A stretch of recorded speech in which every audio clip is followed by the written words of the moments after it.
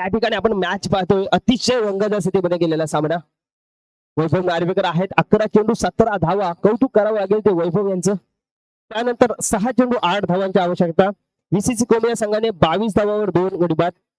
कौतुक करावं लागेल ते 99 बॅच श्री महाकाली लिजंड या संघाचं सुद्धा. काय झुंज दिले या संघाने. धाव संख्या जर त्यांची अजून धावपकड लागली असती तर सामन्याचा निकाल वेगळा लागला असता. विनंती आहे कोंबे संघाला लवकरात लवकर हे करायचं आहे प्लीज. यानंतर अजून फायनल खेळवायचे आपल्याला. घड्याळात वाजले 5. 40 वर्षाच्या वरच्या खेळाडूंसाठी असलेली स्पर्धा आणि हे या स्पर्धेचं वैशिष्ट्य आहे. म्हणजे 40 वर्षाच्या खालच्या वयाचा कुठलाही कमी वयाचा खेळाडू या स्पर्धेमध्ये सहभागी होऊ शकला नाहीये. म्हणून आपण पाहिलं सचिन कदम या स्पर्धेमध्ये मैदानामध्ये उतरताना पाहिलं काय गोलंदाजी केली या खेळाडूने. एक काळ गाजवला होता आडिवऱ्या संघासाठी.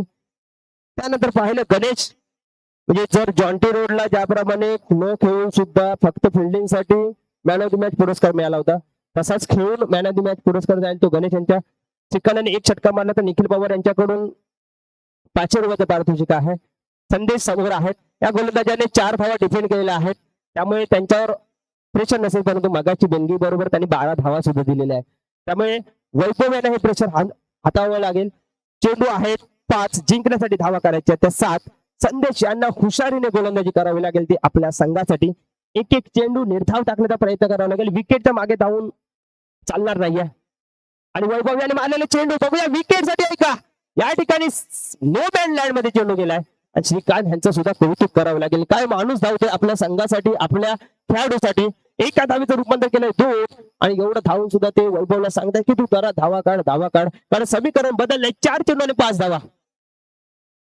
4 चेंडू 5 धावा. बघूया वैभव पुढचा चेंडू खेळलाय आणि हा गेलाय उत्तुंग. बघूया तिथे आहे समाधान आणि या ठिकाणी येते विकेट.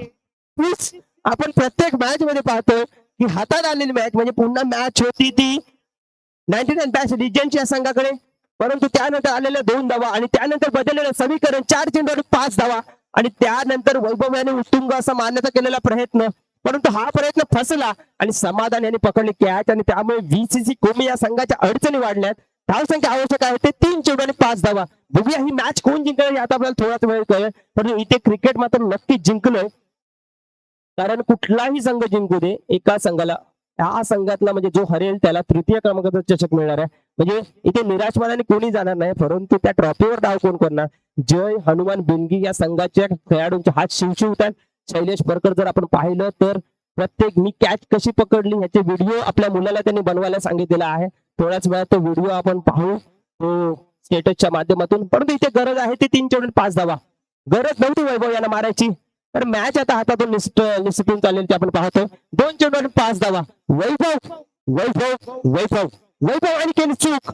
या ठिकाणी सिंगल आणि डबलचा गेम होता, परंतु मारायला बघितला षटकार. मॅच बघितली षटकार मारून, परंतु संदेशाचं कौतुक करावं लागेल.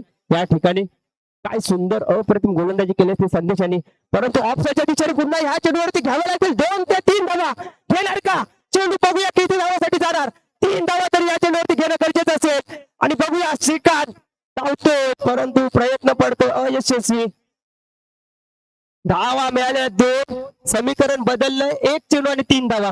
असा कोण खेळाडू आहे कोंब्याकडे जे या धावा 1 चेंडू मध्ये 3 धावा करेल. श्री गजा पोकळे यांचं इथे आगमन झालेल्या मंडळाच्या मी त्यांचा सुद्धा खूप खूप आभार मानतो.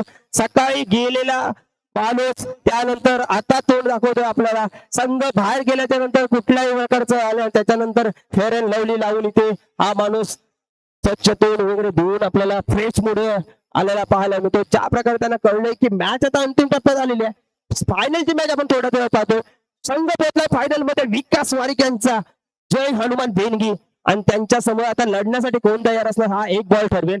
सामन्याचं निरीक्षण जर केलं असं आपल्याला कळतंय की 99 बॅच या संघाचं पारडं जड आहे, परंतु या ठिकाणी असे सामने आपण जाताना पाहिले 1 चेंडू आणि 3 धावा.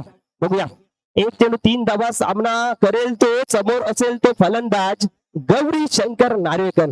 1 चेंडू 3 धावा. 3 धावा करणार का. वैभव नार्वेकर यांनी केली होती चूक.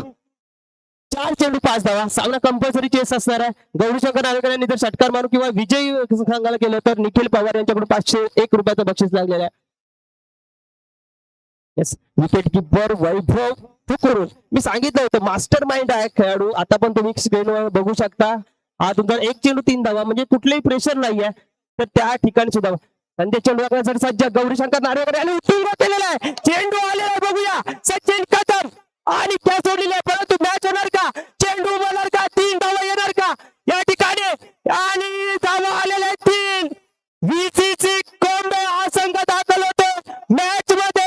ही मॅच विकलेली आहे सचिन कदम यांनी आणि VCC कोंबे यांनी मिळवले फायनल मध्ये झाल्याचं तिकीट. सामना त्यांचा होईल जय हनुमान बेनके या विरुद्ध. एक चेंडू 3 धावा, म्हणजे क्रिकेटमध्ये असं म्हटलं जातं शेवटपर्यंत विजयाची धाव जोपर्यंत येत नाहीये तोपर्यंत तुम्ही ह्या ठिकाणी कुठल्याही प्रकारचं ऐकायला.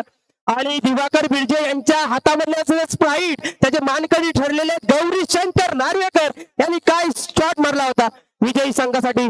आणि या सामन्याचा मॅन ऑफ द मॅच हा पुरस्कार सुद्धा जातोय तो गौरी शंकर नार्वेकर यांना. वैभव नार्वेकर यांनी उत्तुंग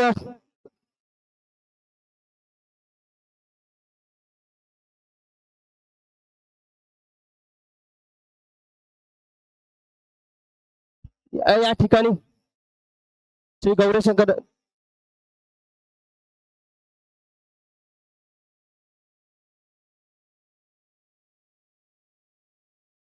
या ठिकाणी या सामन्याचा मॅन ऑफ द मॅच चा पुरस्कार जातोय गौरी शंकर नार्वेकर याला. ही मॅच जरी वैभव नार्वेकर यांनी जिंकण्यासाठी आपल्या संघासाठी शर्तीचे प्रयत्न केले होते परंतु तो एक शॉट घेणं गरजेचं होतं. आणि हे देतील ते पिंटा दादा, हे त्यांना मॅन ऑफ द मॅच देतील. आणि त्याच्यानंतर निखिल पवार यांच्याकडून त्यांना पुरस्कार मिळालेला आहे तो 500 रुपयाचा. धावा काढल्या होत्या त्या श्रीकांत नार्वेकर यांनी, त्यांच्यासाठी त्यांचं कौतुक झालं पाहिजे. दीपक दादा कोळसे हे त्यांचं अभिनंदन करतात.